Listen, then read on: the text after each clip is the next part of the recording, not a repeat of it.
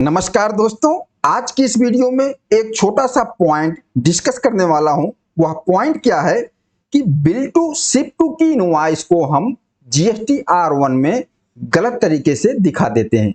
इस तरीके से कुछ लोग गलती कर देते हैं और यह केस अभी हमारे सामने ऑडिट में आया है। गलती क्या है और यह पूरा मैटर हम प्रैक्टिकल एग्जाम्पल से आइए समझते हैं कि जीएसटी R1 में गलती किस तरीके से करते हैं। मान लीजिए मैं एक सप्लायर हूं, महाराष्ट्र में हूं और मुझसे मेरा कस्टमर है गुजरात में, हमसे परचेज किया और मैंने बिल बनाया अपने कस्टमर के नाम। अब कस्टमर ने बोला शिप टू कर देना आपको उत्तर प्रदेश। मैंने बिल बनाया, बिल टू कर दिया अपने कस्टमर के नाम, कहां? गुजरात, और शिप टू कर दिया कहां? उत्तर प्रदेश। ठीक है, अब मैं इस इनवॉइस की जीएसटी R1 में रिपोर्टिंग कर रहा हूं। तो मेरे लिए तो मेरा कस्टमर कौन सा है? गुजरात वाला, जिसको मैंने माल सेल किया है। तो मैंने जीएसटी नंबर तो उसका यहां डाल दिया, ओके, अपने कस्टमर का।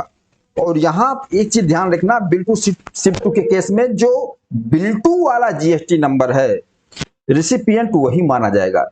तो मैंने यहां जीएसटी नंबर डाल दिया बिल टू वाले का और बिल्कुल सही कर रहा हूं, लेकिन यहां पर मैंने गलती किया। गलती क्यों किया कि मुझे प्लेस ऑफ सप्लाई की नॉलेज नहीं थी। मैं बिल टू शिप टू के केस में प्लेस ऑफ सप्लाई नहीं समझ पाया। यहां गुजरात का रजिस्ट्रेशन नंबर डाला और ऑटोमेटिक उसका रिकॉर्ड यहां पर आ गया और यहां प्लेस ऑफ सप्लाई गुजरात आ गया, जो बिल्कुल सही था।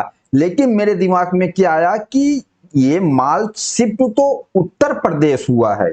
तो मैंने क्या किया, यहां place of supply Uttar Pradesh select कर दिया और जीएसटी R1 फाइल कर दिया। ये गलत है। अब क्या हुआ, ये इनवॉइस हमारे रिसिपिएंट जो गुजरात में है उसके जीएसटी R2B में तो रिफ्लेक्ट हो गया क्योंकि जीएसटी नंबर उसका है, लेकिन वहां प्लेस ऑफ सप्लाई क्या दिखाएगा? उत्तर प्रदेश। जबकि प्लेस ऑफ सप्लाई भी गुजरात दिखाना चाहिए, तो हमारा रिसिपिएंट आईटीसी नहीं ले पाएगा। लेकिन ऐसा प्रैक्टिकल केस हमारे सामने आया है कि इस तरीके से केस हुआ और जो रिसिपिएंट थे उन्होंने प्लेस ऑफ सप्लाई को भी इग्नोर कर दिया, बस उनके जीएसटी R2B में रिफ्लेक्ट हुआ और उन्होंने आईटीसी क्लेम कर लिया, जो कि आईटीसी क्लेम नहीं कर सकते।